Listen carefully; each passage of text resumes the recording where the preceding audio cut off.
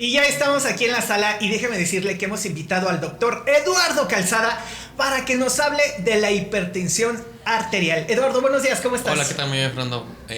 A todo dar, esperamos que sea de utilidad esta sección para que la gente se eduque en salud y sobre todo en hipertensión, que falta nos hace. Así es, y que a lo mejor pues sí es un tema del que todos hablamos, del que todos hemos escuchado, pero a lo mejor muy pocos realmente saben qué es lo que es la hipertensión arterial. Bueno, la presión arterial bueno, primero hay que definir qué es la presión arterial, ¿no? Ajá. La presión arterial es la presión que ejerce la sangre dentro de la arteria del cuerpo, Okay. de cualquier arteria del cuerpo. No es como si tú abres una llave de una tubería. Cuando abres la llave de paso, la presión que ejerce el agua en la tubería es la presión sistólica, por así decirlo. Cuando cierras la llave, la presión no es cero. Uh-huh. Queda un poco de sangre ahí, y la sangre que queda es la presión diastólica, la presión baja, la presión residual, por así decirlo. Uh-huh. Cada vez que el corazón bombea, sube la presión arterial, a la sistólica, y cuando el corazón está relajado, es la presión diastólica, que es la presión inferior o la presión mínima que hay en el sistema, por así decirlo. Ok, ¿y la hipertensión arterial qué vendría siendo? Exacto, la hipertensión arterial es cuando esta presión dentro de las arterias se eleva por diferentes motivos. Ya sea porque aumenta el volumen de sangre, porque la tensión de la arteria disminuye el calibre, y entonces aumenta la presión de la sangre dentro de la arteria. Esto puede ser por múltiples motivos. De hecho, es por lo que tenemos que nosotros estar revisando la presión arterial y diagnosticar cuál es la causa de esta hipertensión. Muy bien, ¿la hipertensión arterial se puede prevenir? Sí, no en todos los casos, pero sí se puede llegar a prevenir. Hay múltiples factores, como te decía, de hipertensión.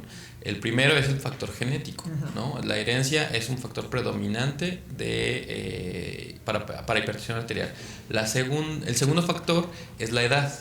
Normalmente las personas arriba de 50 años, casi una de cada dos personas va a ser, una de cada tres personas va a ser hipertensa, ¿no? Entonces la edad es un factor importante, el sedentarismo, el tabaquismo, el abuso del alcohol, el sobrepeso, son factores predisponentes para la hipertensión. Entonces, si nosotros controlamos esos factores de riesgo, podemos prevenir, no en todos los casos, pero en muchos de los casos retrasar por lo menos la aparición de la hipertensión arterial. Digamos que lo básico, una buena alimentación, el ejercicio, claro, todo eso ayudaría.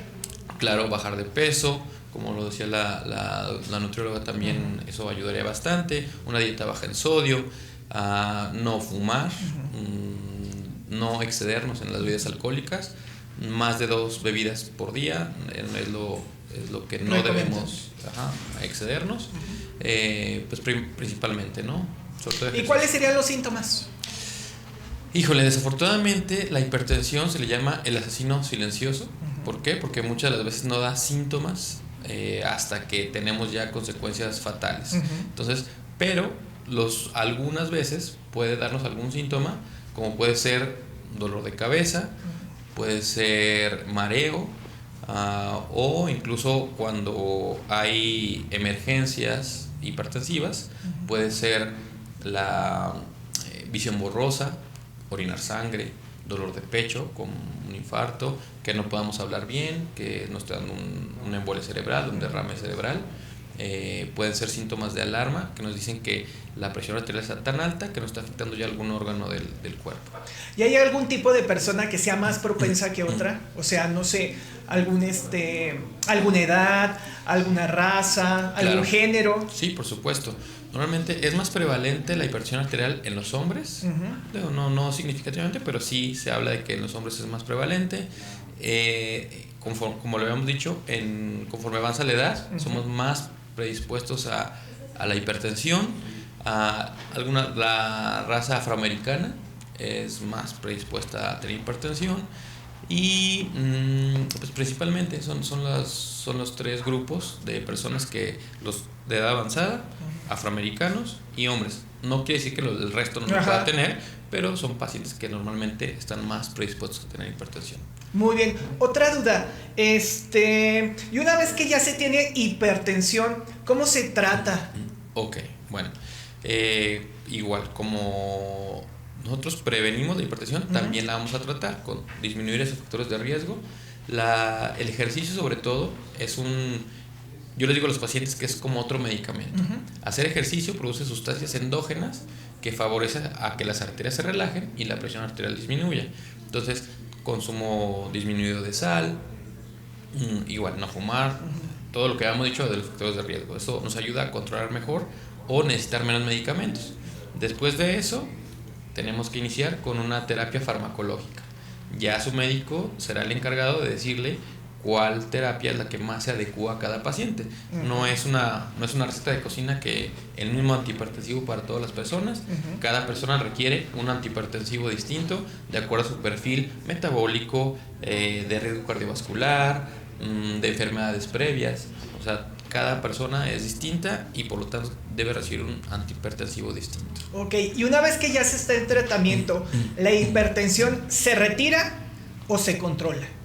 Bueno, es importante aclarar que hay dos tipos de hipertensión arterial. Es la primaria y la secundaria. La primaria o esencial es la que normalmente conocemos todos los pacientes hipertensos, ¿no? Esa hipertensión ya no se cura. Es una hipertensión que se controla para el resto de la vida, tomas tus medicamentos para que estés bien controlado y evitar complicaciones futuras. Hay una hipertensión secundaria que se le denomina secundaria porque es secundaria a otra enfermedad. Entonces, por ejemplo, hay que identificar qué otra enfermedad está ocasionando la hipertensión y a veces controlando o curando esa enfermedad se puede curar la hipertensión, como por ejemplo las personas que roncan mucho, los gorditos que roncan mucho, que se obstruyen durante la noche, que se llama apnea obstructiva del sueño, es una causa secundaria de hipertensión. Los pacientes que roncan mucho pueden desarrollar hipertensión arterial secundaria controlando los ronquidos con un aparato que se coloca, o bajando de peso, o alguna cirugía de amígdalas o de tabique nasal. Puedes quitar esa enfermedad y controlarse y se cura la hipertensión, por ejemplo, ¿no? ¿Y la hipertensión qué deterioro provoca en nuestro cuerpo? Bueno, normalmente la hipertensión a largo plazo va afectando lo que llamamos órganos diana, ¿no? Que puede ser los ojos, el cerebro, el riñón y el corazón. ¿Por qué? Porque normalmente tenemos el mismo calibre de arterias en estos tres órganos que se afectan principalmente en la hipertensión.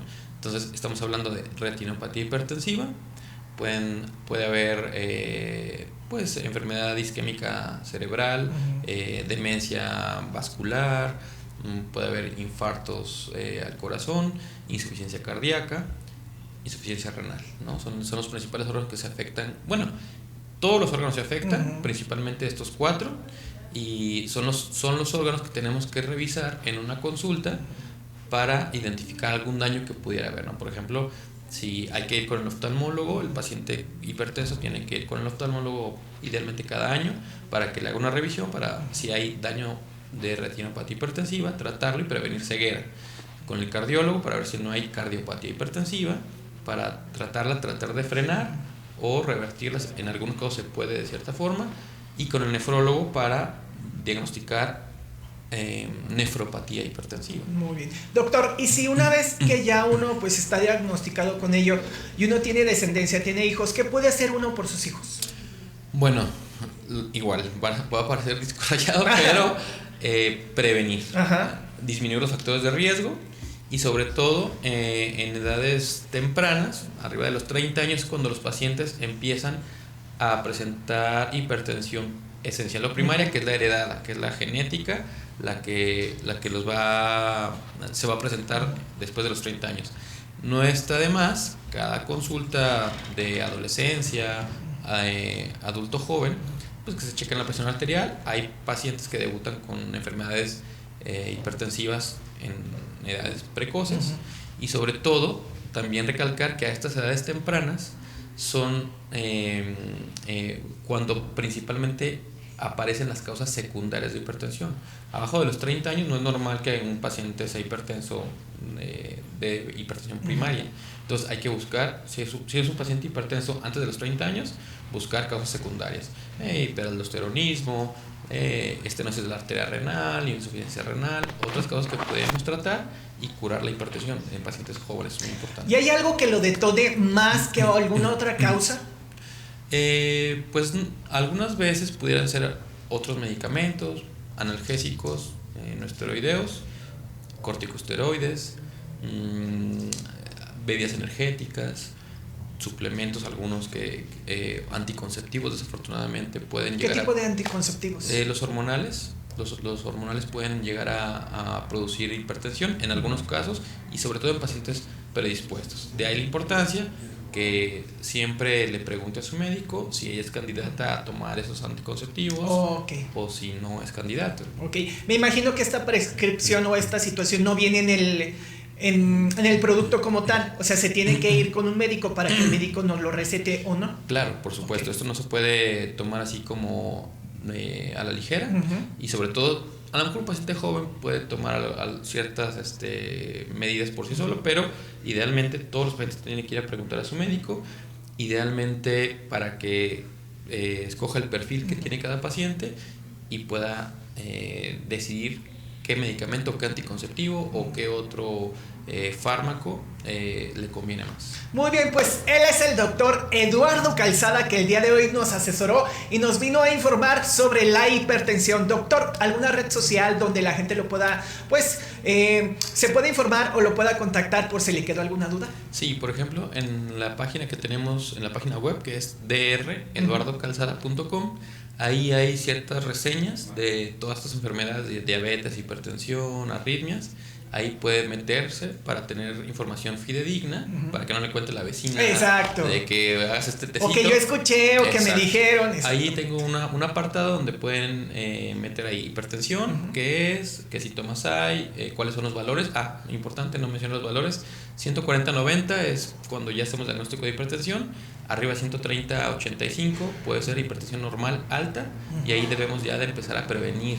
A cuidar. A cuidarnos, ¿no? Entonces, bueno, siempre, pero hay más. Un poco más. Y ahí en mi página pueden encontrar información de estas enfermedades, igual también en las redes sociales, que es Calzada Cardiología, en Facebook y Calzada-Cardiología en Instagram. Muy bien, pues muchísimas gracias. Él es el doctor Eduardo Calzada, que ya se está volviendo aquí parte recurrente del programa, porque la verdad trae información muy interesante y hoy, por lo menos yo, aprendí sobre la hipertensión arterial.